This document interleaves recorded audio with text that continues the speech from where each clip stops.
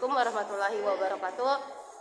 Perkenalkan, nama saya Reski Khadijah Hasir dengan NIM 2303020061 dari Prodi Hukum Tata Negara. Di sini saya akan menjelaskan sedikit materi tentang ilmu falak, di mana yang berjudul tentang gerhana bulan dan gerhana matahari. Di mana tugas ini tugas terakhir kami dari dosen pengampu kami, yaitu Pak Sabarudin SHI MH. Tanpa berlama-lama, kita cus ke video.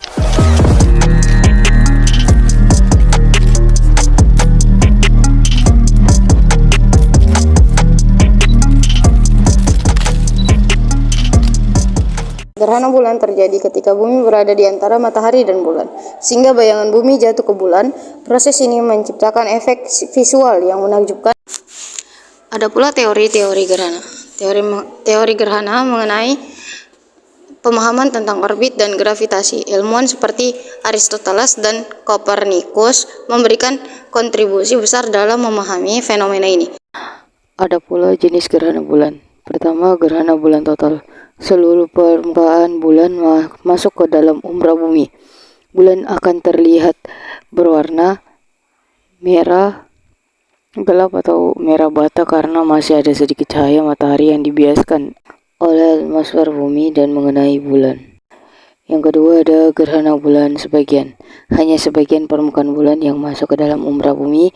Bagian bulan yang masuk umbra akan terlihat lebih gelap dibanding bagian lainnya. Yang ketiga, ada gerhana bulan penumbra, di mana seluruh permukaan bulan masuk ke dalam penumbra bumi. Bulan akan terlihat lebih redup dari biasanya, tetapi tidak terlalu gelap. Penyebab warna merah saat gerhana bulan total. Cahaya matahari terdiri dari berbagai warna. Saat melewati atmosfer bumi, cahaya berwarna biru dan ungu akan tersebar, sedangkan cahaya berwarna merah akan lebih mudah melewati atmosfer. Gerhana bulan juga dapat diamati dengan mata telanjang tanpa perlu alat bantu khusus, namun menggunakan teleskop atau teropong akan memberikan pandangan yang lebih jelas dan detail. Selanjutnya saya akan menjelaskan tentang gerhana matahari. Gerhana matahari adalah fenomena alam yang terjadi ketika bulan berada di antara bumi dan matahari, sehingga cahaya matahari terhalang oleh bulan dan tidak semuanya sampai di permukaan bumi. Sederhananya, bulan seperti membuat bayangan di bumi. Dan ada juga proses terjadinya gerhana matahari itu sendiri. Pertama, posisi tata surya. Gerhana matahari terjadi saat matahari, bulan, dan bumi berada dalam satu garis lurus. Kedua, bayangan bulan. Bulan akan membentuk dua jenis bayangan. Pertama, umbra, bagian inti bayangan yang paling gelap. Jika kita berada di wilayah umbra, kita akan melihat gerhana matahari total. Jika kita berada di bagian penumbra, kita akan melihat gerhana matahari sebagian. Dan ada pula jenis-jenis gerhana matahari. Pertama, gerhana matahari total. Gerhana matahari total terjadi ketika bulan sepenuhnya menutupi matahari.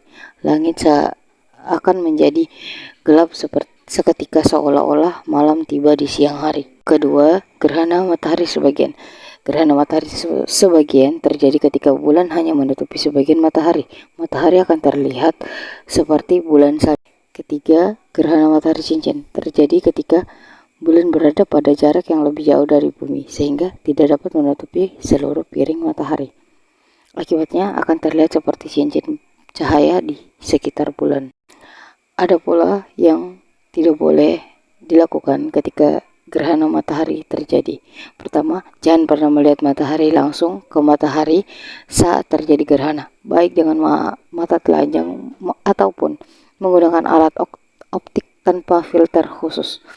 Cahaya matahari yang sangat terang dapat merusak mata secara permanen, dan gunakan kacamata gerhana khusus yang telah memenuhi standar keamanan untuk mengamati gerhana matahari dengan aman. Gerhana matahari total hanya dapat diamati dari wilayah tertentu di bumi dan durasinya sangat singkat. Gerhana matahari terjadi karena ukuran bulan yang tampak dari bumi hampir sama dengan ukuran matahari. Fenomena ini merupakan keajaiban alam yang menarik perhatian banyak orang. Jadi, gerhana matahari adalah peristiwa alam yang unik dan menarik. Dengan memahami proses terjadinya dan jenis-jenisnya, kita dapat lebih menghargai keindahan alam semesta. Mungkin itu saja yang dapat saya sampaikan. Lebih dan kurangnya mohon diberikan saran, kritik, dan komen. Terima kasih.